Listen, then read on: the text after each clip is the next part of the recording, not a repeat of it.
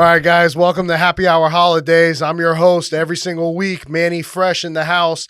Then we got co-host Sean Febre in here. You know, our podcast is always tailored to business, entrepreneurship, and life stories. We like to get people inspired. We like to get them motivated.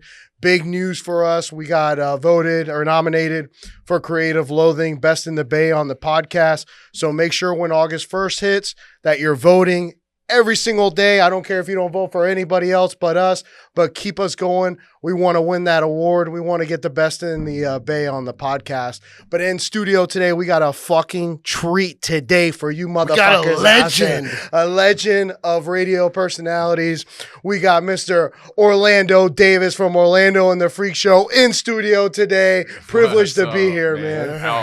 I'm proud. But first of all, Best of the Bay is a big deal. Yeah. Hey, so you got to vote for these guys. Like, for real. Like, I mean, you guys hold it down for, I told you when I walked in, I'm like, this is Tampa. Yeah. It's like, because I've seen all my guys come through and pull up. So I've been watching all of the, like, you know, episodes y'all been putting out. Yeah. And I'm like, yo, this is like, you know, Tampa. People who are from here, who know the stories from here, and, you know, pulling everybody in here. I mean, I've seen Bucks come through, right. You know, people running for office. So, yeah, Best of the Bay. That's something we never won, by the way. Yeah. Which is crazy to me because, I mean, never won that. Is it, even back in 98, when it was 98.7, right? I mean, to keep it a buck, it basically, like, the people there and the people with a certain radio company have, like, a close bond. And so, like, that radio company wins, like, every year for everything. They could be like, they farted. It's the best fart award. It's the best fart award because it's just so awesome. It's like, all right, cool. So, you know, we just celebrate our friends that get it. So it's just like anything else. It's always some kind of politics with who you know instead of who's the best. Yeah, who you're shaking hands with. The world, I mean, what I've learned is that that's pretty much what makes the world go round is who you know. It's also who you show, though. I mean, like, you know, you want to try and be somebody who's popping, you got to at least be able to perform. Yeah. So when you meet those people and they're like, all right, yeah, so-and-so introduced me and said you were dope, be dope. Yeah. You know, you can't just get a favor. Not everybody's trying to hire somebody to just be an extra mouth to feed. Yeah. You know, but if you are, you know, on your, like one of my mentors used to, I always refer to Tom Rivers, who used to run QIK Country. Oh, shit. And then he took over all of our stations. And pretty much he's the one who gave me the keys to Wild. And he used to always tell me readiness is strength. You can't be stronger than being ready for when they point to you. Like, he's like, whether you're a backup, whether you're like an intern, an understudy, when they say, damn, so-and-so got a code, you got to be on. He's like, say less, let's go. You know, that's when you're strong, you know, so. And you've been in the Tampa area. I don't know. Were you born here? Nah, I was born in Gary, Indiana. Gary, Indiana. Yeah, like I moved here in 98 when we started the station. I was like, the station was about 8 weeks before I moved here. And that was 98.7 that we're talking about, even though it was still wild. Right? Yeah, it was wild 98.7 or child 98.7 like the other radio stations used to call us, by the way. Child, they used to be like, oh, that's child. And it's like, they do clubs and beepers and phones and stuff. Like, what's a beeper? Yeah. What's a beeper? What's a beeper? Yeah, that's how old it was. But I left Tallahassee because I went there to go to college. Started at FAM, finished at Florida State, and followed basically all of the Seminoles that came to the Bucks. You know, Brad Johnson, Warwick Dunn, Derek Brooks, like, you know what I'm saying? Sheldon Quarles, like all of the people who left FSU was coming to Tampa. I'm like, damn, I need to go to Tampa. So me and my brother came down here. He took over at Duke Energy, and I took over on radio. Damn. So then, like, did you have to interview for the process? Because a lot of radio personalities that we've had on have said, hey, listen, it wasn't just like you're in. It's you got to start at the ground floor and work your way up. Absolutely. Yeah. I mean, I came in when we were just starting the station. So like promotions and street team. I mean, we had back in the day, like, I mean, Fresh Events is very big with Doug in St. Pete. He does all the like big time events.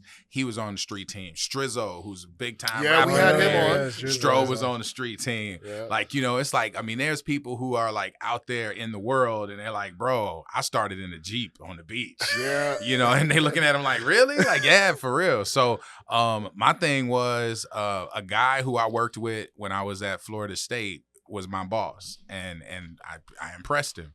And so when he moved to Tampa and he met, you know, one of the like people who was getting ready to get involved with the station, he's like, it's a kid that I know in Tallahassee that does a bunch of clubs, and what you talking about playing hip hop, that's him.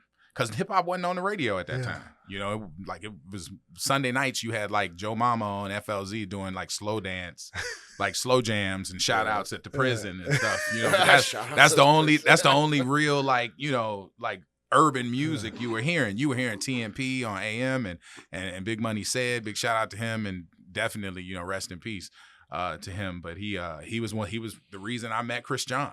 You know what I mean? All these stories come together. He had this 16-year-old kid, and he's like, bro, I can't do nothing else for him, man. He's much bigger than what we can do. Can you hire him? I said, send him over. And I hired him, and that's how me and Chris became brothers. Damn, so that was Chris John? Absolutely. He was on TMP AM. Holy shit. Yeah. I mean, he was being snuck into clubs. Like, they were like, this dope DJ right here. They're like, how old is this little? Because he got that young face. Ain't right. No, like, he was babyface then. It wasn't no hair on him, no front. They was like, yo, we going to lose our license. And they heard him mix. They're like, all right, we'll bring him in the back. You know, so yeah, we started rocking with him, and he, you know, started making movies, you know, bringing Khaled and Ross and everybody else. I'm like, bro, you enjoying your birthday? He's like, not really, but it's a movie, right? Damn.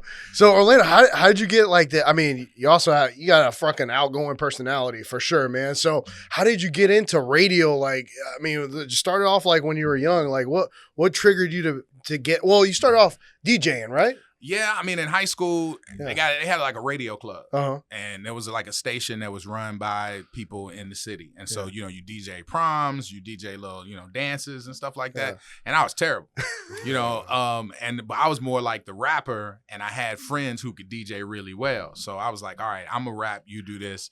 And when I was graduating high school, and a friend of mine was starting something called World Export Records in Atlanta. And he's like, bro, if you just come for like a year and just rock with me, we'll be famous. All I heard was famous. When you from Gary, you watch Michael Jackson take off. You like, yo, so it's my turn. So my pops was like, listen, I want you to go straight to school because that's where you need to be. You don't need to be running around trying to rap in Atlanta. So how about whatever you was making in high school, I'll pay you that per month as an allowance to go to college. And I was making like $500-$600 a week. So my dad started sending me $750 basically, just like, you know, every week to just have money in my pocket. That's a good amount of money at that time. Yeah, I was doing, I mean, I was lifeguarding, I was working for him, you know, so I had like a lot of odd jobs. And we talking about senior year, you ain't doing a lot of school. Yeah. So I was bringing it in, trying to just rake it in. He's like, what you're making, let's roll that out and just go straight to school, you know. And that label failed. You know, I wouldn't have made it. And then I'm in Common, you know, the rapper Common. Yeah. I'm in college. Common is right across the hall. And I'm like, shut up. So we rapping in talent shows. I'm like, I'm trying to get on in Atlanta. And I'm rapping in front of, he was Common Sense, Rashid, Lonnie Lynn, big shout out, Southside Chicago. And we kicked it. And then he left school and made Can I Borrow a Dollar? And that record didn't really go aluminum. he didn't pop off. But now look at it. You know what I'm saying? So yeah. That's where it started, like where it was like, all right, you know, DJing, rapping, doing that whole being comfortable in front of a microphone. And when I got to Tallahassee, I, you know, every fat dude, you gotta, you know, basically bounce at a club. Like if you a fat dude and you like, you gonna bounce at some point. Like somebody gonna be like, yo, I got a new club, and put on this shirt.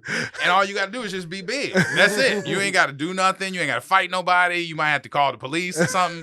So one of the DJs, John Young, this Asian kid, he was mixing and he had the bubble guts. And he was like, yo, it's real early. And he's like, yo, this is a mixer. And this turntable is playing. And I'm looking at him like, all right. And he said, and this one is prepared. You just got to start it and slide this over. He's like, I got to go to the bathroom. I'm hoping I'm back. He said, this is a mix, so don't worry about it. And I'm like, all right, cool. And he goes to the bathroom, and I'm just standing there like, I don't want to touch his stuff. And then, like, it was time to change the record over, so I changed it. I saw him look out the bathroom. He's like, thanks. And so while he was in there, I just started cutting and scratching a little bit and whatever. And he's looking out of the bathroom like, who the hell's on the turntables? I'm like, getting it in. And he runs back out. He's like, yo, dude, you ain't tell me you mixed. I'm like, you gave me the, like, tutorial. You were like, yo. He's like, I work at a radio station after I leave here. If you want to hang, come on up. And I went up. It was Hot 101.5. It was the poppin' radio station in in Tallahassee. And so, you know, he was on midnight to 6. Damn. And or 2 to 6. And I was just riffing with him on the air, just cracking jokes and making voices and stuff. And the boss, the program director like I am, and morning guy came in at 5:30. And he was like, you the one that's been all over my radio station? And I was like, I'm sorry. Yes, sir. He's like, you should do it official and like get an internship. And I came back the next day with an internship paper from my dean. And I was like, yo, can I intern here? And I was there for a year and a half.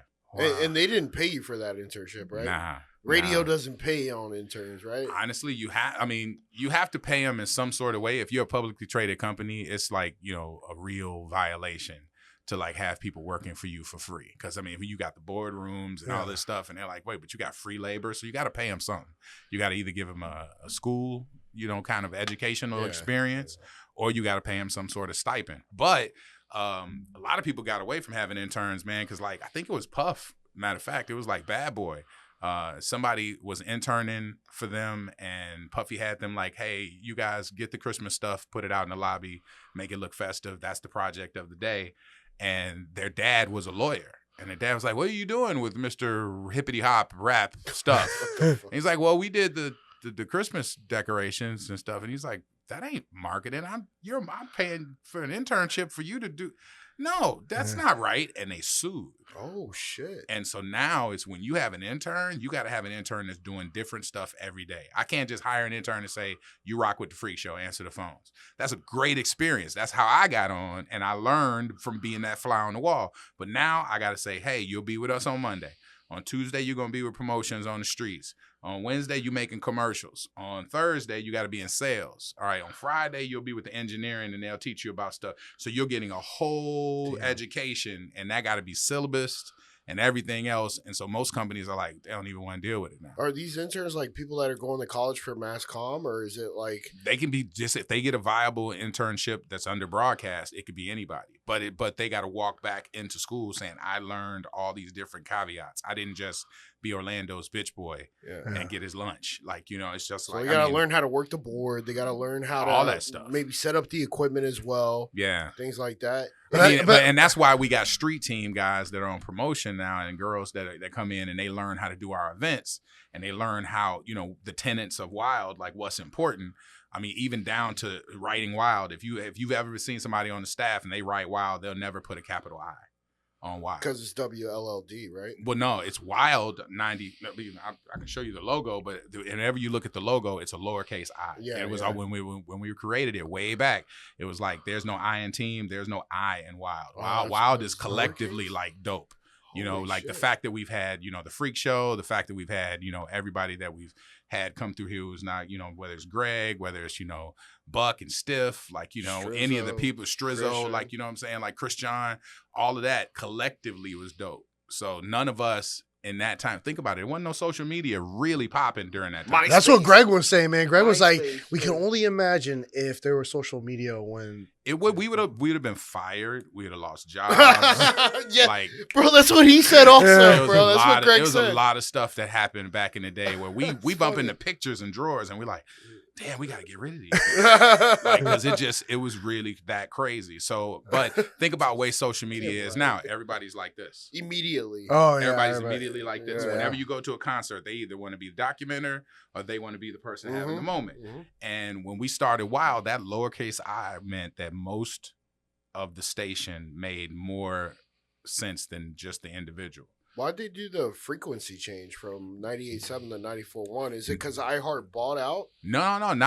94. Both of those were our stations. 98.7 is a 50,000 directional signal that can't get the whole Bay Area. Oh, really? 94.1 is one of the largest signals in the state. So when you can go halfway across Orlando and still hear us. You could be on a boat headed up to, the Panhandle and listen to us all the way up there. People up in Ocala and on the other side, like going to Jacksonville, they hear us still. And so basically in 08, when the housing stuff got all ugly, our Smooth Jazz went away, and that was our station. And Smooth Jazz was like always jazz on the Bay. I used to listen to that. Presented by Lexa. Everybody who had a date used to listen to that. You bring a date over, you're like, well, you got jazz on. Yeah. I'm sophisticated, man. So like when that basically, like we had a dope station. It had like everybody had a piece of smooth jazz like in their lives, whether it was dating or whatever. And those jocks were awesome. But when that housing bubble hit, all of the car dealerships basically like went away. They didn't go away, but their marketing money went away. So now you didn't have Lexus of Tampa Bay buying this, or Mercedes-Benz of Tampa Bay paying for the jazz concerts. They all went away. They dried up. And so jazz stations dried up across the country. Holy crap. So basically they were like, hey, we got Wild as number one with 50,000 watts. Let's give Wild 100,000 watts and see how they go. And so in 2009, we became Wild 94. So how are radio stations tracking listeners then? By Nielsen, Nielsen, which is basically like the TV families and stuff which like that. They put chips in maybe car stereos and things like that, or I mean, it's basically a signal. Yeah. It's kind of like when you use your Shazam and you hear a song and you hit it and it goes tell you and identify the song. There's a tone that's on every station. And so anybody who's a Nielsen family, whatever it is that you're listening to, whether you walk into an office building or you walk into here, if you guys are bumping something, on Sirius or something, it'll pick those things up and just basically follow those people around. So then the person that owned both of those frequencies essentially was saying, you know what, Wild 98.7 is getting more listeners than 94.1, so let's give Wild 98.7 the 94.1 frequency. Yeah, let's switch them up. Well, they were owned by the same people, right? Owned by the same people. So it's just like you being a coach and moving people. It's like, hey man, you a big forward. I'm gonna move you over to center, and I'm gonna move one of these kids over. You can move people around when you own those stations. And CBS was our owner at that time. Now with Beasley Media. But at one point you were also iHeart, right? No, we've never been. When we started, it was J-Core, then it became Clear Channel, then it became iHeart. So they've always been. Jesus Christ! So they're just like changing left and right. Oh, well, you got to when the app is better than any of your stations. Dude, I hear a lot of radio stations and I listen to a lot of morning shows, and a lot of them are saying that you never know when you're fired. You're just going to show up and your key card is not going to work and you're not going to be able to get in. Is that how radio is? No, I mean, it's close. Whenever you got to get in to get fired. First of all, and that sucks because like in my job, I got to see that part. There's people who've been in radio who've only seen that part when it was their day to get, fired or whatever. I got to see them all. I see them when they get hired and it's their best day ever and they hugging you. And then I see it when it's over, whether they're leaving for an opportunity or it's ended with us. And I'm terrible at it. I've sat there, I've cried. By firing somebody else and I'm tearing up in the office. Like, you know what I'm saying? It sucks because you hate to be the person who's taking away somebody's check or whatever. But when they come to work, they usually will get ready to do their shift, and then their boss and the office manager. If the office manager is carrying a clipboard, it's a wrap. It's like on Hard Knocks when they say, hey, the coach wants to see you, bring your playbook. Yeah. When they say bring your playbook and they it's over. And you see they look on their face, that's what you see. When you see somebody walk in and you see Leslie walk behind them with that legal pad, you're like, damn. Oh, fuck. Because she got something she got to read to us. So that's what happens in that. And that comes with being the boss, man. And I hate that part of it. That's the only part of it I hate. But you got to be able to execute that part of it because being the boss is doing things that make you uncomfortable, but you're not growing unless you're comfortable being uncomfortable. No, that's true. Very true. Right there. That's a big fact. So it's tough, man. But when we get back, we'll ask Orlando, when it comes to radio, how much does personality kind of, really boom the person in the radio show? But we'll be right back. Make sure you like, comment, and subscribe. We're on all the major platforms, Instagram, Spotify, everything. And make sure you vote on Best of the Bay. Creative Loafing, Best of the Bay. Let's go. Bay 2024.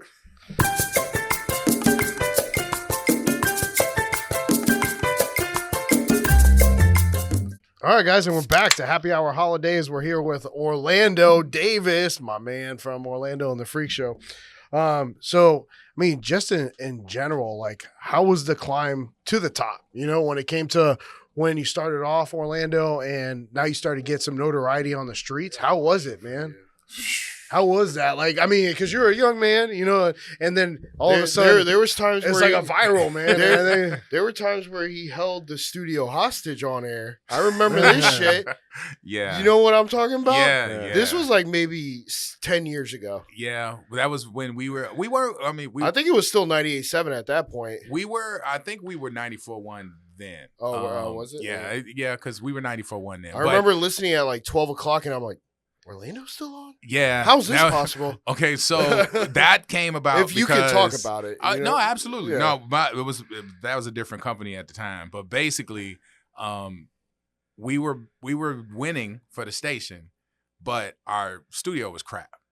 And so like I had hit a button, and we had buttons that would pop out, you know, and you have to put them back in and kind of work. And all right, we deal with that. And I was like, we were having a good show, and I hit a button, and all of a sudden something popped out, and I couldn't find it.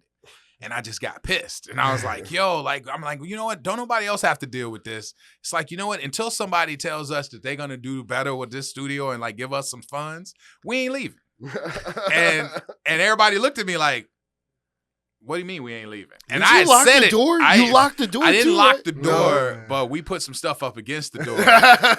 But realistically, we were just like, no, we're not gonna come out. And then my agent called me, and she was like, listen, you got to make sure that the people who are in there are saying that they want to be in there, because you ain't kidnapping nobody. It sounded like you're holding people against their will or whatever. So yeah, we was in there, and it was crazy. Like our GM was gonna cut off the signal. Yeah, I remember you even announcing that on air. Yeah, I was like, they kept threatening to cut the signal, and then he was like, you know what, it ain't hurting, people are listening, you know, that's fine. And then I started saying I was going to give out his address. Oh yeah, I remember that. And then that's bro. when they cut it, and then I was like, oh, okay, I went too far. I went too far on that one. But I mean, listen, the station getting to be number one was the best thing ever, because, like I said, they used to call us Child 98.7. Yeah. So for us to go from, like, you know, this station that was playing hip hop when we first started.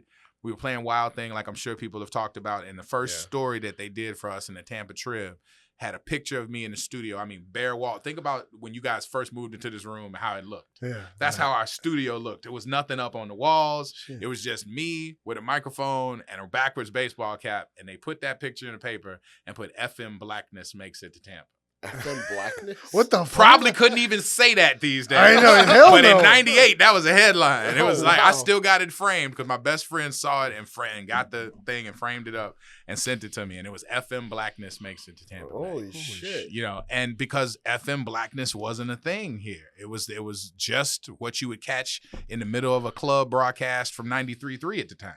Like, you might catch a Young MC record or a Will Smith record and be like, oh, that's close to hip hop. Yeah. You know, but I forgot about that 93.3 FLZ. Yeah, that's when they used to do the live club things from the beach and from everywhere else or whatever. And I remember when we first signed on the station, like the Jeeps were rolling around, and all of the street team, like Greg and like, you know, Doug and all of these guys were in special ed, and all of them were in the Jeeps. And our bosses was like, it's Memorial Day. Listen on the radio and see where everybody is. And everybody was listening on the radio. It was like they were at car dealerships, because you know how everybody's like, oh, the Memorial Day sale, and blah, blah, blah, blah. And they were like big dogging it. And we were like, our boss was like, we ain't going, who the hell want to buy a car on Memorial Day? I know, right? And they're like, we're going to the beach. Exactly. And we went to the beach, and the beach was popping, and everybody was running over to us. It was like when they say social media couldn't have been out then, put it this way, when we did Wild Splash or we did any of our concerts, we used to just get 12, 14 tickets to each staff member. Just like go out, make friends, tell them Wild is popping.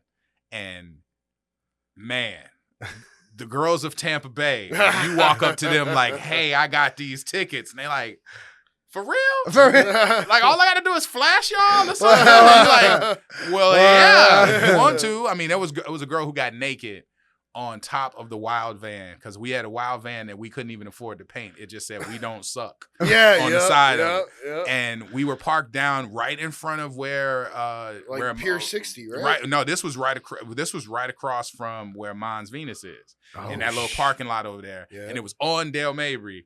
And the girl was like, she wanted to get like front row tickets to the last damn show. And Greg was out there with her, matter of fact. And she jumped up on top of the vehicle and took her top up and like took it off, and so she was like naked Yeah. on top of and this was like 2001, 2002. Not a stripper? Not a stripper. Well, are you sure? Outside of Mars I Venus, don't think she know. was a stripper, but I definitely, her and her man like hooked up in the wild van. You know what's right across the 'Cause he street was from like- Mars Venus? 2001 Odyssey, That's bro. what 2001, and I think it was like Voyeur Dorm was over there, like next to it at the time. Yeah, it was like we was right over there in one of those open parking lots, and it was and wild out there. yeah, it was crazy. It was, I mean, the erotic exotic ball, like Yeah. we used to. I mean, that went away basically because times changed. You couldn't. That was at Club Sky, right? That was at Club Sky. It used to be a Pleasure Dome, which was down in Ybor beforehand. The Pleasure Dome was the club that had like 3 individual little clubs inside, and they had like a drag queen in the middle and like the hip hop on this side. And I remember it was, we had T.I. do erotic exotic ball, and there was a hanging dildo. That was like, and it was like stuff like air dolls, like sex dolls hanging from the ceiling. And he was like, I ain't never rapped in front of those. What is this? Like, he was like, what is? And I mean, he killed it though. Like, but like, those were the days where the world was different. Where you guys were doing the birthday parties at Club Sky for Chris John's birthday bash, where it was like, I mean, you had everybody from Bizzle, from Fat Tom Joe. G and all them, but then you had Fat Joe, Rick Ross, Khaled, Ace Hood, Flo Rida. Like, I mean, because Chris John, when he got in with the Terror Squad, it was like, that was like a gateway to Wild. Like, because Khaled, I mean, it was crazy. And Khaled was smaller back then.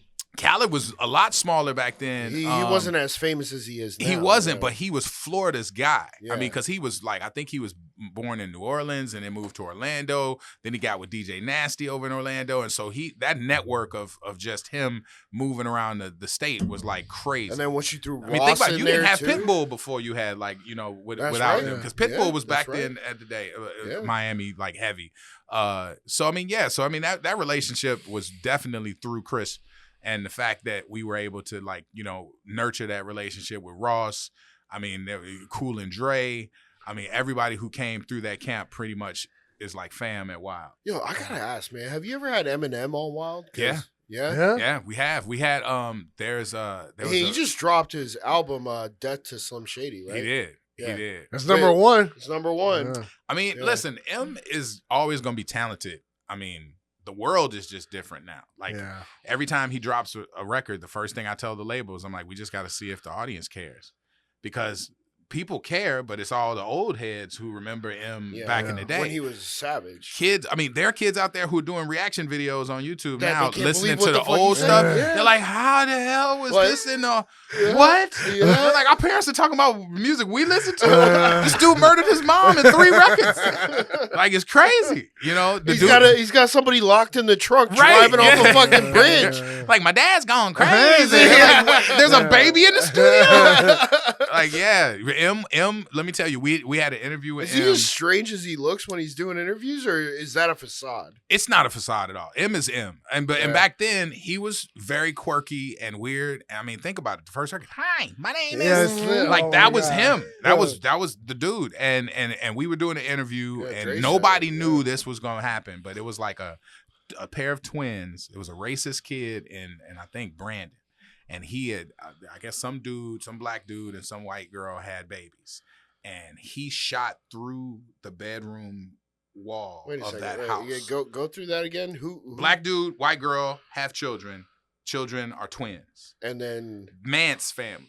And then somebody shot. There was a kid that shot through the bedroom wall. They assume, everybody's guessing on why, but they're assuming because he thought the black guy was in there. This kid was apparently racist. The twins were laying in the bed. Oh shit. One of the twins gets hit and dies next to her twin sister.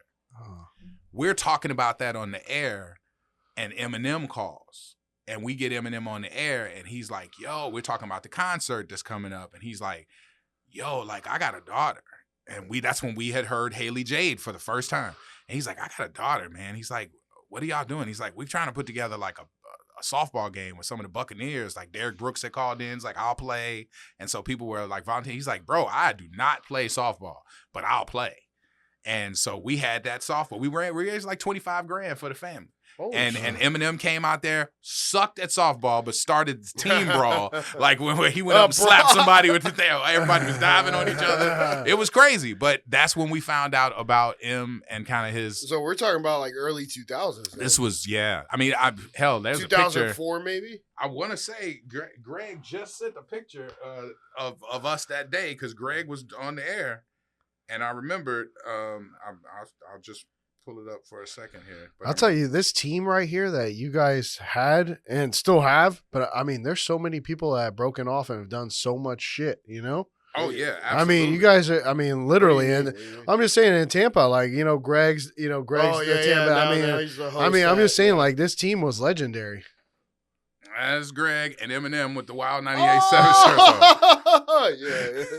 Damn, bro. That's when he was That's when he was bleach blonde. Yeah. I mean, that was it. The dude was Slim Shady right there. The dude who used to run Interscope had a house in Tampa. And so he used to be wild. I mean, he grew up.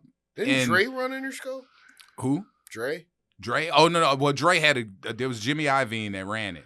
But Step Johnson was the urban guy for Interscope for like 3 decades. And he had a house in Tampa. He used to fish and he used to come down here all the time. And he was like, yo, send Orlando and the team at Wild whatever they need. Because he's like, the streets here are all bumping Wild. He's like, and they're playing the hell out of Eminem because we were playing album cuts and we would get the cleans and then put words back in. We would be like, man, you can say ass. Come on. So we would put ass back in. He's like, bro, they're making the records dirty. He's like, send them whatever they need. And so whenever we would call Step, we would get whatever. So, ass. Can you say ass on the radio? Yeah. You can say ass and bitch on the radio, right? You can. You can't say fuck. Cannot. Or shit. There's a bit by George Carlin, if you ever look it up in YouTube, and he talks about the seven you're going the old 7 school words. Over here with Yeah. George Carlin. Yeah, he's the first person who did that FCC thing about the 7 words you can't say. Like, you could say, man, you're being a dick. Because a dick is Robert. Or it's just a person who's being a dick. Yeah. But if you say, hey, take a look at my dick. Yeah. Then all of a sudden, now the FCC, you owe them $325,000. What? Yeah, the FCC. Fines it was after $325K for a curse word. Yep, per instance. Holy fuck, man! That would be $325,000. That's why when we on the air, I got a dump button here that has 20 seconds here, so I got 5 different. So as soon as you hear, like, if you got a caller calling in and they say a curse word, boom, I dump it, and it goes back 4 seconds. That's Christian was telling us about this, where he had DMX on the air. And DMX, he was dump. And the thing was, that was back when we used to just be able to dump crazy. Now they got a system where if I dump you 4 times, it's saying, hey, control the room, we're shutting down the phones. So like it shuts down the phone line. It's like whoever this is don't know what the rules are, and we're not going to take that chance if it's going to be $325,000. So it just hangs up on the call. Just cuts the call off. Yeah, and then reboots. What if they're in person though? I mean, if they're in person, I can cut off the microphone. Because ultimately, my job is to make sure we don't lose our license. Yeah, and 300. I didn't realize it was that expensive. It wasn't that expensive when we did the first Last Damn Show. What the fuck is that? I remember the Last Damn Show. When we did the Last Damn Show, and I remember it was like Wild Splash. Wild Splash was there. Those were 2 different though. Like Wild Splash was GA, so it was like it wasn't as big stars. That was like I remember seeing Wiz Khalifa over there. Oh, listen, you saw Wiz, you saw Wayne, Flo Rida, The Roots. Like, I mean, that was Ja Rule, Ashanti. Like that was Ashanti's first concert. No shit. Yeah, that was it. Like, I mean, so we had a lot of stars there, but when we did like Last Damn Show, that's why when it was seated. And like the VIP was there, and you had like front row tickets for like $300. The field was GA, and it was just like, yo, 1987 gets you in the door. You know what I mean? Like, so that was we kept it hood because Greenwood Projects was there. Like, everybody who was in St. Pete wasn't really balling. And it was like, yo, we did it. We actually went to Montego Bay to a thing called Sumfest. And it was where they had hip hop, pop, and reggae. And we were like, yo, this would be dope if we Montego could bring Bay, something like Jamaica? this. Yeah, it's every year it's called Sumfest. And so me and Scantman were like out there. We were like, yo, this is crazy. And when we got back, the city manager, Bill Horn, who was like, you know, the boss of Clearwater, he was like, yo, I want to do some diversity. Coachman Park has oldies here all the time and jazz. Like, where are the young kids? And he's like, bring the kids in from Wild. And he's like, you guys got any idea about a concert? We was just in Sumfest in Montego Bay. And that's why we started Wild Splash with like reggae and hip hop and kind of had that morph together. The police chief who is in St. Pete now, Tony Holloway, was at Clearwater's police department at the time, and he was like, I am not letting this concert happen. No. And he kept bringing in Double XL, like, this is the guy, 50 Cent with this gun? And I was like, that's just for the picture. And we had to like work with the city government to come up with our first lineup. And like, I mean, to this day, me and Tony Holloway are really, really good guys. Like, we're good friends. Yeah. But he has told me, he's like, please don't bring any concerts over here to St. Pete. He's like, I do not want to deal with that. Yeah. Is Wild Splash still going on? It is not. It's hard. They stopped it? We had to. I mean, it was hard to keep doing the concert. I mean, we used to have to put that show together, and no concerts for Live Nation, AG. Like, you were not getting concerts back in the day. That shit was sold out. Though. But think about it, when that was happening, was there a lot of hip hop concerts that were coming through town? No. Like you see now? Not in Tampa, no. Not in Tampa. It would be Orlando or Miami, but it wouldn't be here. So that's why we started doing that show. Like, Last Damn Show was just that. It was called the Last Damn Show because Y2K was coming and everybody was like, the world was going in. I remember that, man. We used to roll up like 20 joints. You know, I was like, we used to go to my boy's house over on Luke's Lake Fern. We used to burn it up, and everyone was like, man, the fucking best thing. We used to look forward to that shit every year. The Last Damn Show had hardliners, bro. Yeah. They were really good performers that were. Oh, there was the big artists. They were, because we would catch people. If somebody was leaving Atlanta and going to Miami, we would get them. And be like, all right, we want you here. Yeah. So we would just map it out. It got so crazy. Rolling Loud wasn't going on at the time. You didn't have concerts that were coming through town. So labels would hit us and be like, what's the date for Wild Splash this year?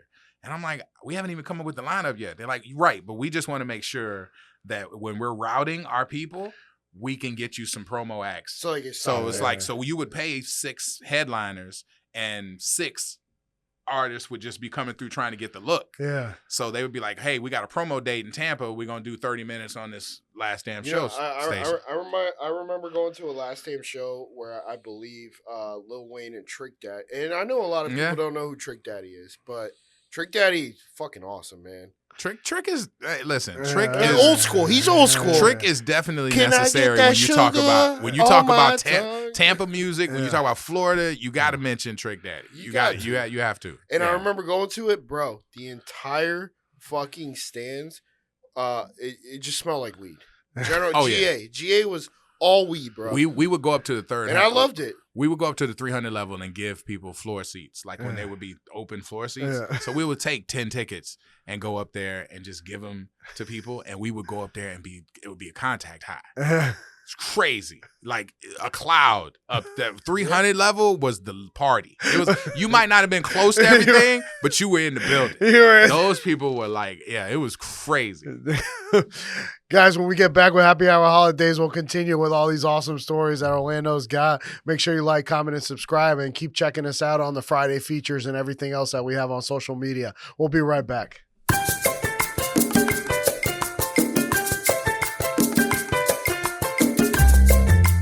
All right, guys, back with Happy Hour Holidaze over here with Orlando. Orlando, what's the I mean, damn, you've been in radio for such a fucking long time. What's the craziest shit you've experienced? Could be a concert, fucking in the show. What I know you've seen a lot. Maybe one or two. I mean, the craziest could be at the clubs, guy. Whatever. It don't matter. I mean, there's been just stuff that we've seen at the clubs that's just crazy. But I mean, on the air, I remember I think Prince was playing like in Orlando, or he was doing like a concert, and we had front row tickets. Yeah. And people go crazy for Prince. I mean, I'm a huge Prince fan. Yeah. So I was already locked in. I'm going to the show, and we had these front row tickets, and so we were like, all right, what would you do for front row? And like there were people who was up there like, I'll kiss my dad, I'll do this, blah blah blah blah blah. Fuck, so we were man. like, what, fine. So I'd this be guy, like, I was thinking more like suck my dick. I mean, trust me, we had people offering stuff. So we brought up like 2 people. We brought up somebody who had to kiss their dad, and then this dude said, this dude walked in. This black guy. He had the nicest skin we had ever seen. Like he walked in, like we were like, it was like a filter before filters was even created. I'm like, how's this bitch walking in with a filter on? And he was like, I have this, remedy, like for my skin blemishes tell me he and put stuff. Fucking sperm on his face, bro. No, he went to the bathroom. I remember Paco, who y'all Yeah, had I remember on. Paco. Paco went to the bathroom with him to make sure this was fresh, and he went and basically took a crap in a Ziploc bag. A what? A crab? A crap. A shit. A shit. He shit into a Ziploc bag. Into a Ziploc bag and brought it into the studio and then rubbed it on his face. Oh my God, dude. Now, we didn't think it would be that smelly. We knew it would be bad, but we didn't think it would go through the air ventilation. No. Like it was everywhere in the building. And everybody was like, what is that smell? And we started like throwing up, and we all ran out of the studio. So you talked about the dump button. We ran out and left this shit stain. Shit stain. Bro. It's speechless, man. He's in there in front of the microphone like this. And he's like, well, guys, what do you want me to do in here? Like, because we had all ran out and was in the garbage cans throwing up. You think he was telling? You think he was doing it? Yeah, no, bro. It was truthful. Yeah. Like he said his family knew that when they did their facial stuff, like they'd be in the bathroom or whatever, but they would have their own poop. They do shit face masks. Right. That's what they do. But honestly, still nicest skin I had ever seen. So I don't know if it was just because of that. What do you think the chicks that are hooking up with him thinking to themselves, damn, your His skin looks his good. girl was with him, and but we it were like, smells so like you shit." make out with this dude? Yeah, And she's like, well, exactly. he's cleaned his face, but yeah, I do. And it was the craziest thing I'd ever seen, because somebody to take just a piece and just wedge it up on their face. I was just like, bro, like, and it like the smell, that was one thing we almost got fired for. They were like, how could you even think that was even wise? And we were like, I didn't think it would go that crazy. I think another one, we did the pigs in a blanket contest where we basically had like, I think it was like Bucks tickets like for Monday Night Football. I remember this. And they were like, so these guys basically got into a sleeping bag, and they were in the sleeping bag with like just a tank top and their boxers. Yeah.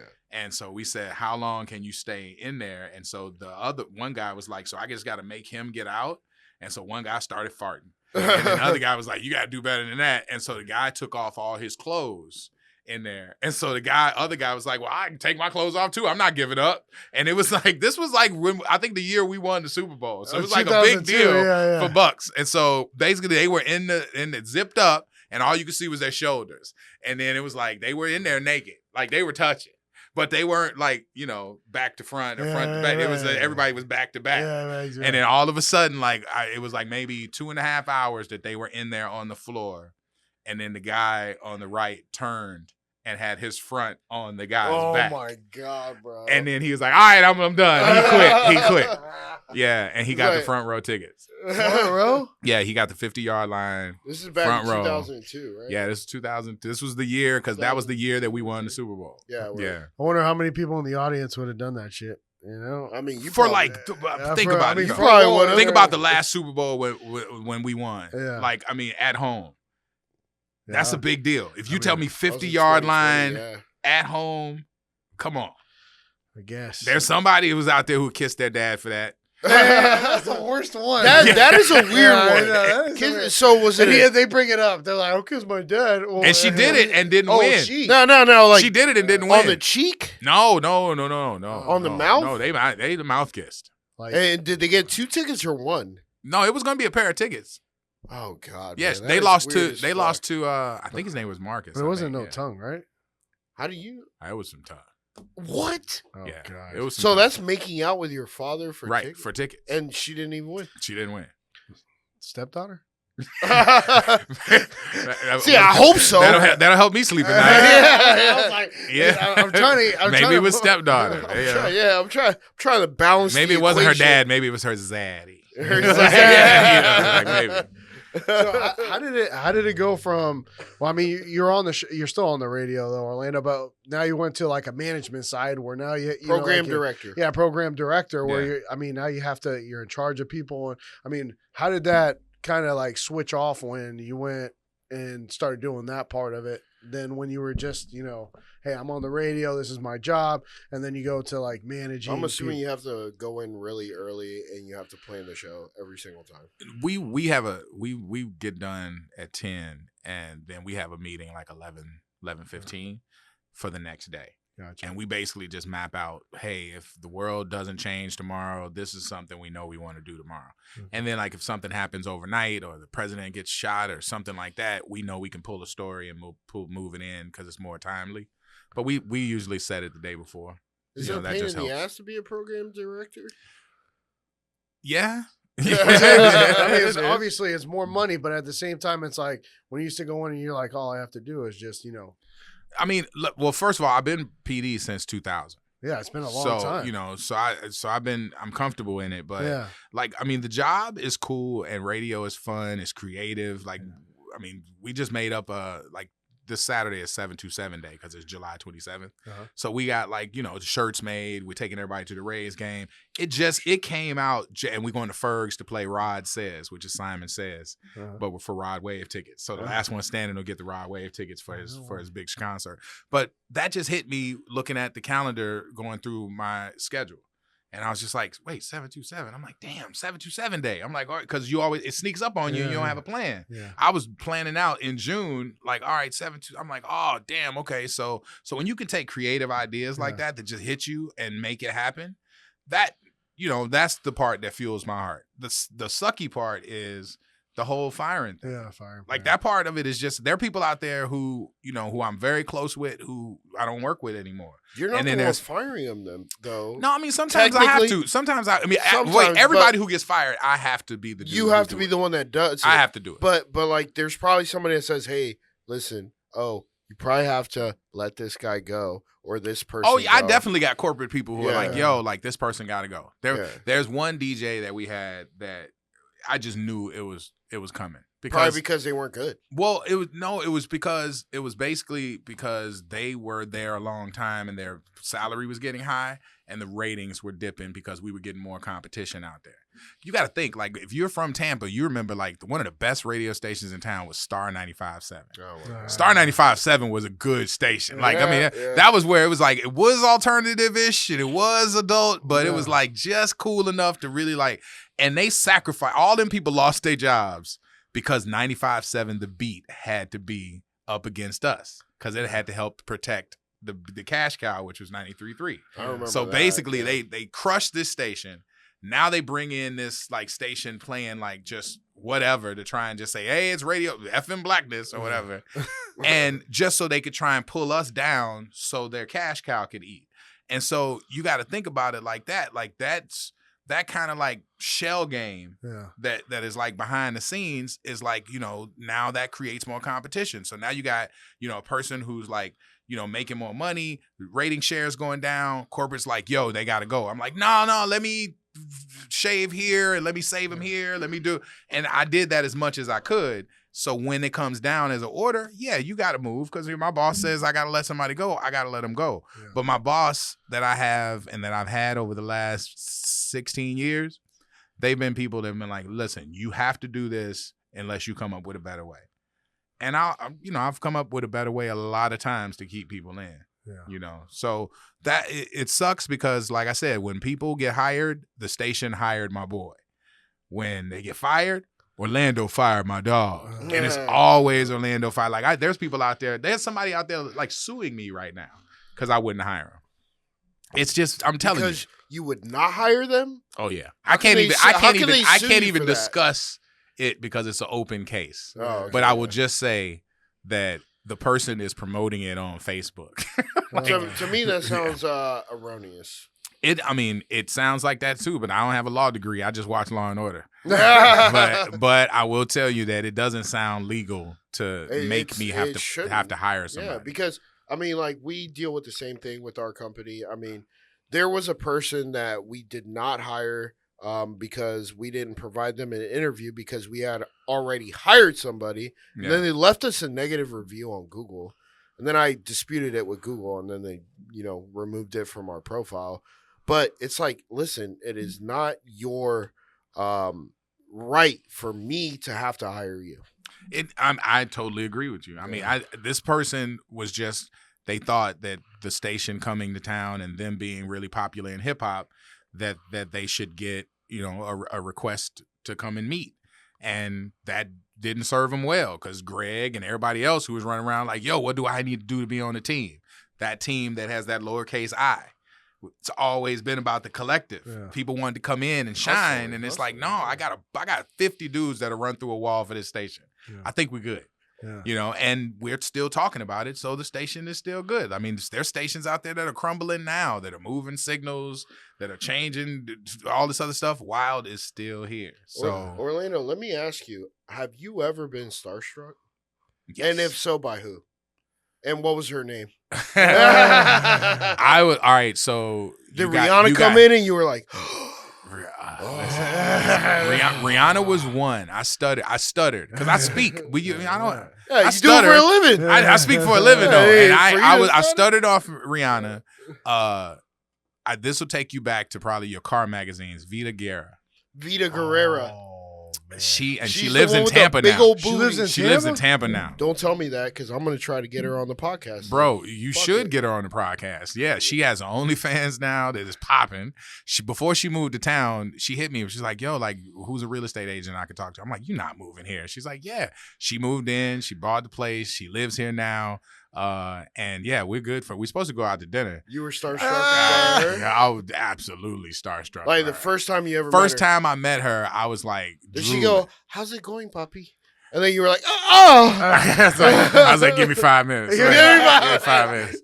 Like, I met her and I was like starstruck because they brought her through when you do radio rooms and like the MTV Awards, they'll bring stars by. Yeah. So they're like, hey, can you talk to Vita Guerra? I'm like, huh? And then she's walking up like, hey, and she hugged me, and I was just like, oh, it was the best hug ever. So we ended up doing an extra long interview. Do you know who we're talking about? Of course I do, bro. My God. Anybody Everybody masturbated to that girl. Yeah. Her spank bank is definitely full. Come on, man. Like, she was on that movie, what was it called? The cruise one? Yeah, she was on a couple like movies. Yeah, a little movie. But like I just remember the booty. The Playboy stuff she used to shoot and stuff. Like that was crazy. So she basically is like, this interview we did way too long, and she blew off other stations and stayed with us. So we were like, cool. And at that, like, it was a post-award party that like Ludacris was at and Big Tigger back in the day and all that stuff. And she walks up to all these guys and comes over and hugs me. And everybody looked at me like, how the hell did you pull Vita? And I was like, no, we were hanging at the interview, whatever. And she walks away. And you remember the movie? What's the movie with we were just talking incest?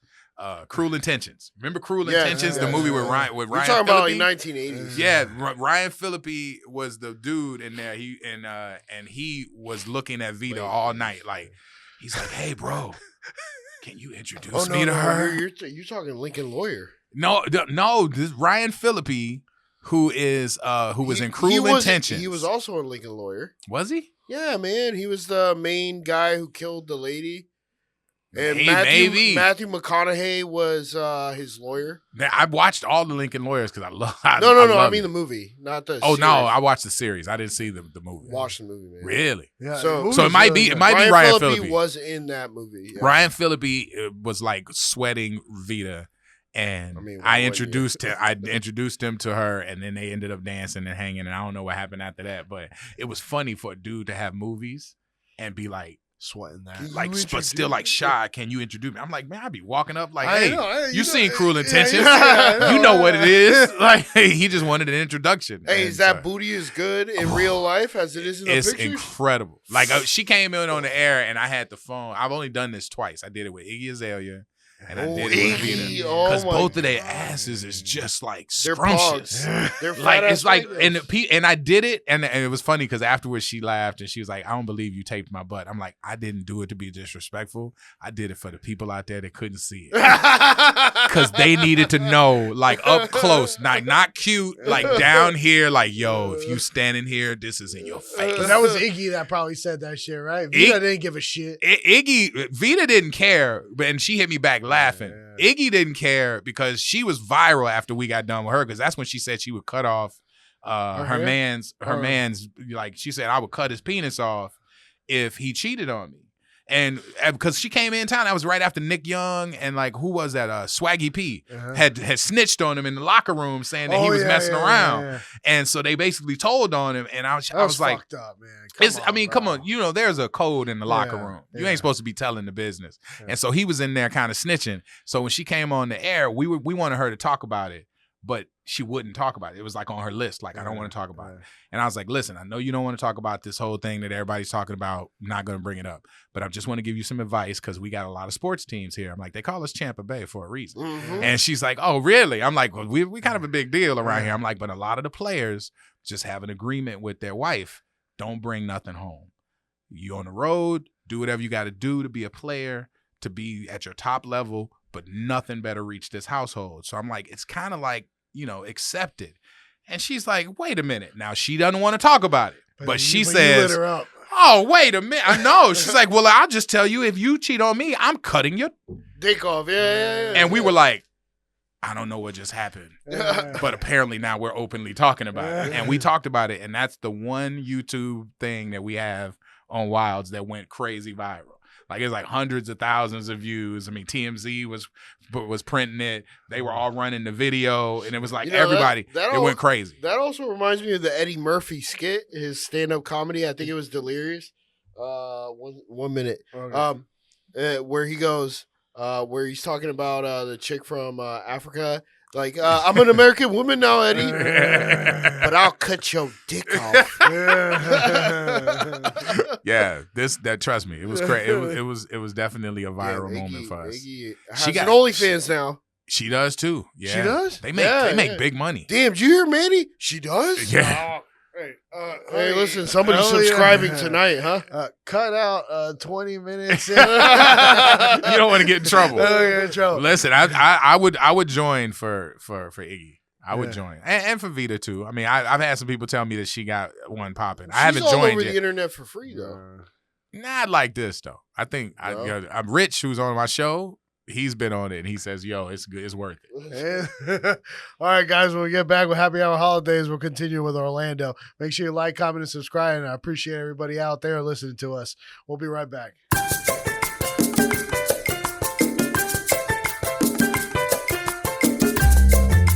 Guys, welcome back to Happy Hour Holidaze.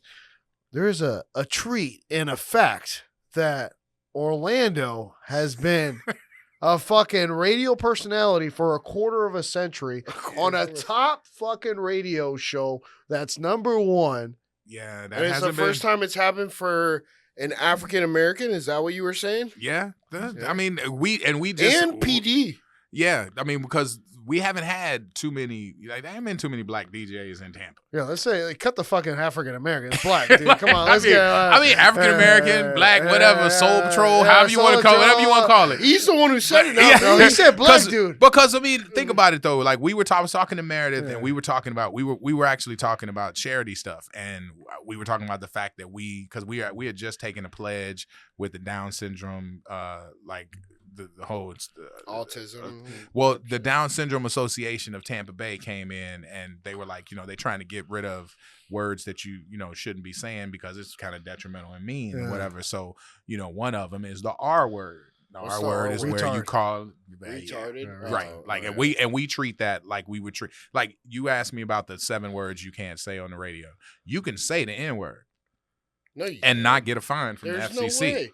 Absolutely, but nobody's got the fucking balls to say it. Okay, Manny, go ahead. Or just the fact, or I mean, you can say it on a podcast, but I mean, on broadcast, you can say it on the radio, And but any is shape, it? But way, is or it? form. But I've is never it heard it on the GA radio. or is it the GER? They don't care. There's no way that they're gonna find you for that word on the radio. But that radio is divisive.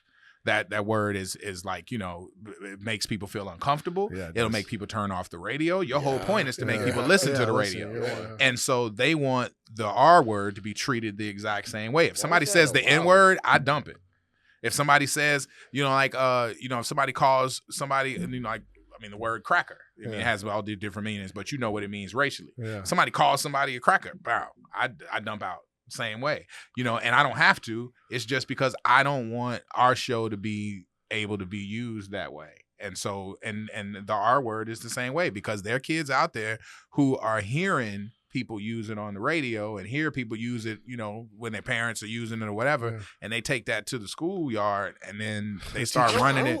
They start running it up on on these other kids, and they're crushing these kids. I mean, I got really good friends who are in the spectrum and stuff like that, and that word, it offends them. It tears them down. So we were talking about that, and she was like, you know what? She's like, somebody was talking about the fact that you do stuff, and she's like, and they said he is like one of the only black DJs that I remember from Tampa Bay, because they didn't live here anymore. And I was like, and he being you? Yeah. And I was like, yeah. I was like, well, I know a few. And they're like, but not nobody that's been on a radio station that's like top rated. I mean, that's a fact. And they're like, and then you add the program director part of it. They're like, nobody's been a PD, not 26 years. Like, and I'm like, okay, all right, yeah. So I guess when the history book is like, when I croak or something, hopefully that makes it onto some sort of pamphlet, something on the back of the little flyer they give you or something, like, hey, and by the way, that'll be radio history, man. I mean, just like you're talking about like on an obituary flyer, because they put stuff by about the way, you on the back. 26 years, MPD. Yeah, the front has that picture. It's always your best picture. It's that one picture. You're like, you know what I want at my funeral, bro? I want like the worst picture of me. Yeah, and then at the bottom it says, "Drink as much as you can at this funeral. Turn up, turn it's up. A party. You'll get buried with a 12-pack of White Claw without a doubt." That's how he starts off. Let me open a little bit of happiness. They can position you right where you're like cracking it right here. Shit, yeah, take that picture, boom, and then that's how they're gonna remember me forever. That's hilarious. No, but speaking of your charitable like events that you've done, I mean, we always remember the toy drive. Yeah, we always remember that one where you toy drive still does it. I mean, yeah, man. Up there for 8 days. 8 days. Did it start off at 8 days? It started off at 5, and then we were like, "Yo, let's get in another weekend." Because people, if you only got one weekend and people find out about it, it's like, "Oh, damn, I didn't know." Yeah. So we added the weekend prior, saying, "All right, let's do that," and started on Friday.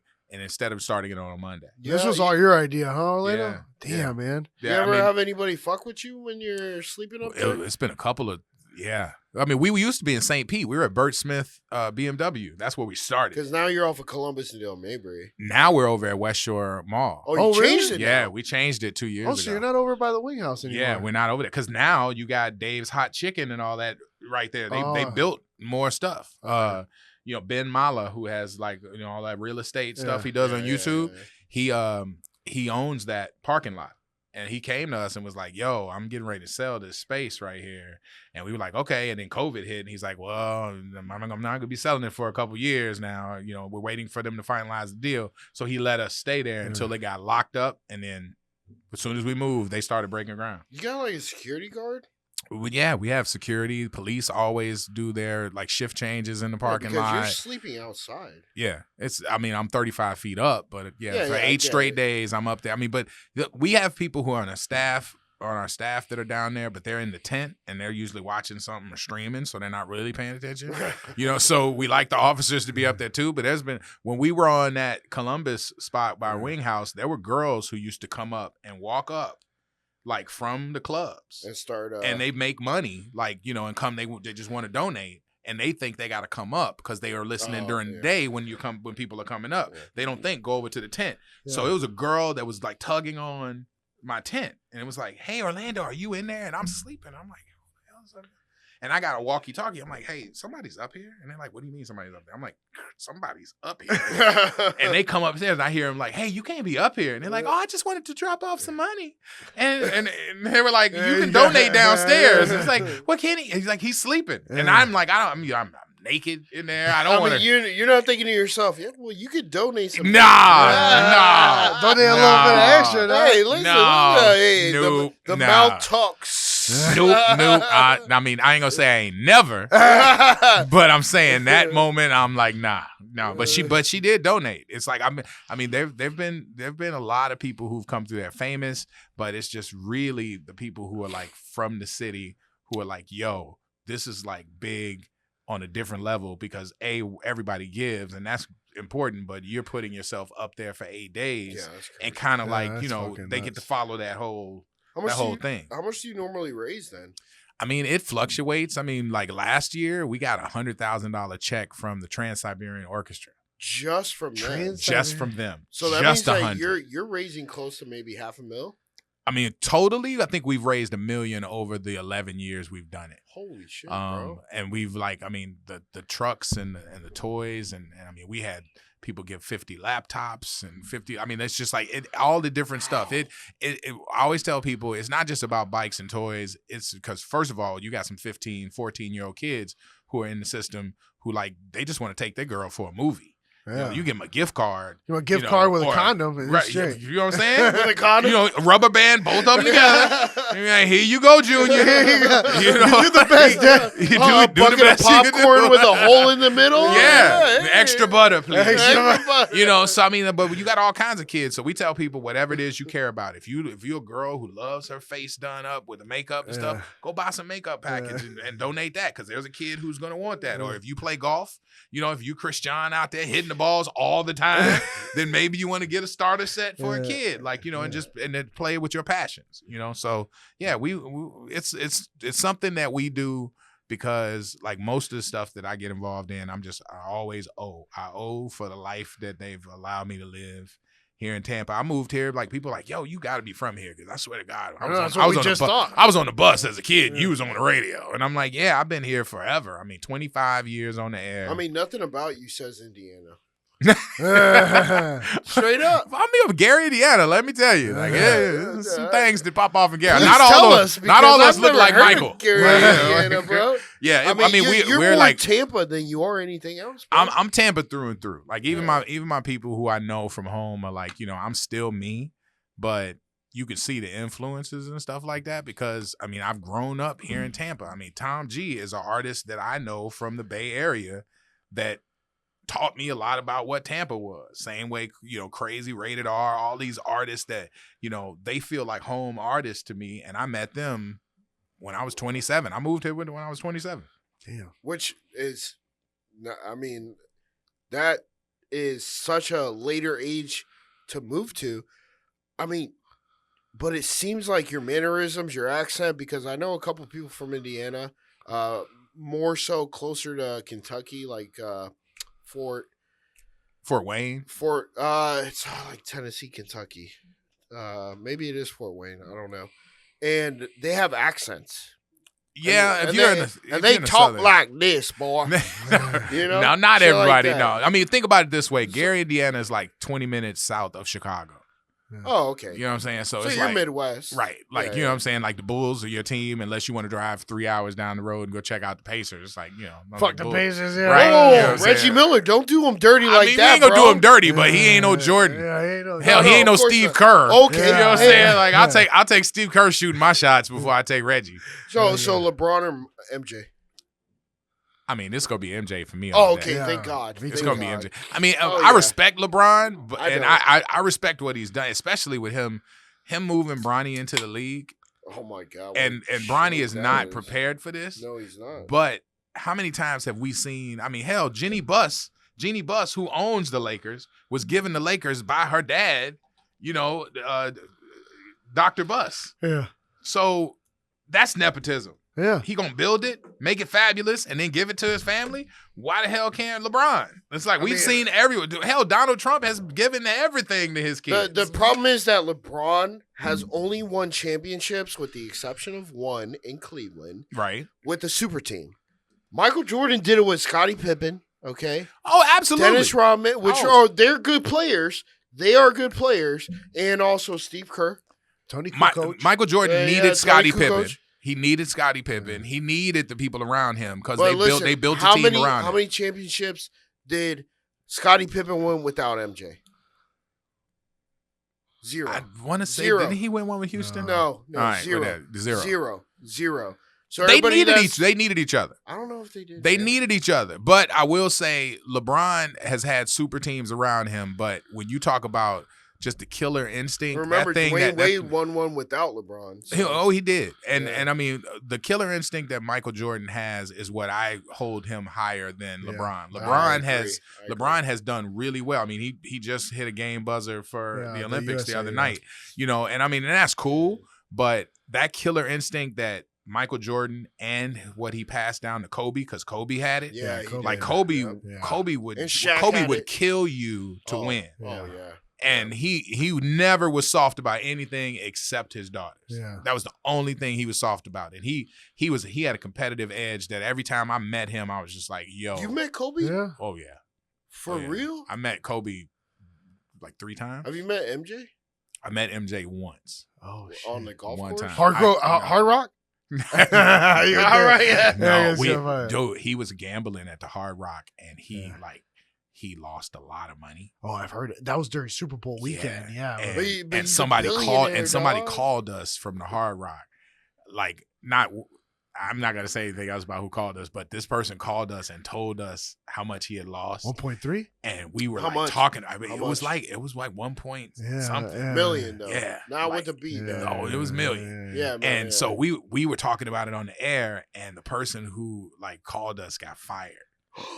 Like they got fired because you weren't supposed to leak that. Like, and we were the people who leaked it because we didn't know. We was just like, yo, Michael Jordan's so dope. He 1.3 million. You guys didn't leak it. The guy that called leaked it. There you go. He told us, and then we started talking about it. And that morning, it was like, it's a big deal. Well, 1.3 million is not that much. Floyd Mayweather bets like that, bro. I mean, at that time, 1.3 was still something. Floyd money. Yeah, that was something. I mean, hell, because we were going down there and we messed around and spent $500 and we think, yo, my life is over. Like, damn. Yeah. No, at that time, it was still like 1.3 wasn't anything that, I mean, to Michael Jordan. When you're a billionaire, bro. I mean, it was a drop in a bucket for him. But I don't know. Were we still talking billions when Michael Jordan was? No. Nobody was running around talking about I'm a billionaire. Yeah, like billionaire. That. You ain't have anybody. He was a billionaire. Was it Tiger Woods that was the first billionaire athlete? Yeah, I think it was. And then Michael Jordan was the second billionaire athlete. But think about it like this, though. Back then, when you were talking MJ and everything else, you weren't talking like billions for rappers. No, you weren't. You weren't. Nobody. Now you got a bunch of them. I don't know about a bunch of. You only got Jay-Z. I mean, you got Jay-Z, Eminem and Jay-Z, Diddy, Dr. Dre. Did he? I mean, he's probably tied up in legal fees. I mean, he was before all of this craziness, but I mean, he had hit that was exposed. He had hit that. Like, I mean, all the craziness like that he's going through with all of that stuff. Like, I mean, and he's guilty of it. But even well past that, like his business operations and all that stuff, like everything. I mean, his network. Do you think has he killed all Tupac? like. I don't. I would. I would not. I would not be shocked if it came out that it happened. Just because I wouldn't be shocked about it. I mean, I saw the movie. I mean, in the movie, it looked like he might have did it. Yeah, he did. The movie's real, right? Well, I mean, it's based off a true story. I mean, I would not be shocked. I mean, I don't even want to play with who has taken somebody's life, but I'll just tell you that after seeing everything that we've seen about like how he approached and how he dealt with these ladies and stuff like Cassie and everything else that we're hearing coming out. Video, absolutely, walking towards the elevator. And absolutely. When and I'm glad you said that because we were talking about the fact that you can't forget that because when you think about everybody else we forgave, Michael Vick with the dogs, they were dogs, but I mean, but you know how people like love their dogs. Yeah, people love dogs in America. Dogs For him to make it back on national TV after that is a forgiven thing. Robert Downey Jr. when he was going through all that stuff, when he was out there doing crack for doing coke, and he's welcomed back into Hollywood, and we were like, but you ain't seen Ray Rice pop up ever on Hell anything. No. Ray ever. Rice is gone Because and, we Kareem saw Hunt it. almost Because he we kicked saw it. it. Yeah, But no. when you saw it when you saw the video of it, you're like, I cannot unsee that. For us to see Diddy, no one will ever be and have the nickname Love. Like, bitch, no, you ain't never gonna be Love ever again. We can't live that. Nah. It hurt everybody to see that happen. All right. It did. So yeah, no, it was crazy. Orlando, man, we appreciate you coming on, man. It's been an absolute pleasure, and this was a privilege, dope, man. I appreciate it, and everybody, hey, make sure Best of the Bay, Creative Loafing. All right, I want y'all to understand the fix is in. They always pick their little friends. Well, just look at tell us, when the winners come out, look at how many of them have a little radio name next to them. You'd be like, man, I knew it was conspiracy, because these guys got a real good reach around the Bay Area. I'm telling you, Sean and Manny have been doing their thing, and I've been seeing a lot of my guys come in here, and I was like, yo, I'm gonna come in, and I told Meredith, I'm like, I'm gonna go do that podcast, and I was like, and I'm gonna show you how to not lose your mind, because she was in here all cussing. I was like, what are you doing? I'm like, why you in here? She's like, well, I was talking like with the boys. And I was like, no, I'm like, I'm going to do it without cussing. I was like, because because my agent, one of our people that she represents, went on a podcast, and the podcast, I mean, to anybody listening to it, it sounds just like the radio right now. So if they listening to it, and that they basically recorded that person and then took it to clients and then say, hey, listen to him cussing. And he lost clients for it, because they thought it was on the radio. They thought it was his radio signal. And they're like, yo. So, like, and so they basically took a little piece of it and then played it for clients. And then the clients thought, hey, this is how this person is out there talking on the air. We don't want to be tied into that. So it started a bunch of craziness. So she's like, listen, I do Sirius XM with people, and they're like, you can cuss here. I'm like, I know. And they're like, all right. And then we start talking in like 10 minutes, and they're like, you ain't cussing. I'm like, I know. I'm like, because I could communicate without having to say it. I'm like, I have a gift of gab. I could do that. So, so when I talk to Meredith, I'm like, hey, make sure you don't let anybody pull you off your square. I'm like, if you want to do, if you want to communicate a certain way, you don't feel like you have to give in. And so I was meticulously trying to make sure that I, keep it, as a teachable moment. Not that I have to teach Meredith anything, because she is more my boss than I am hers. But to show folks that, we still as a team can come out here and represent and have a great time, but just keep it in the pocket. So that's kind of a long story, but I just wanted to get all that done. Vote for these guys. All right, Best of the Bay, Creative Loafing, best podcast, because their reach is crazy around this Tampa Bay area. If you ain't here, you ain't anywhere. All right? So, boom, I like that. Peace out, baby. I like that. Damn, Orlando.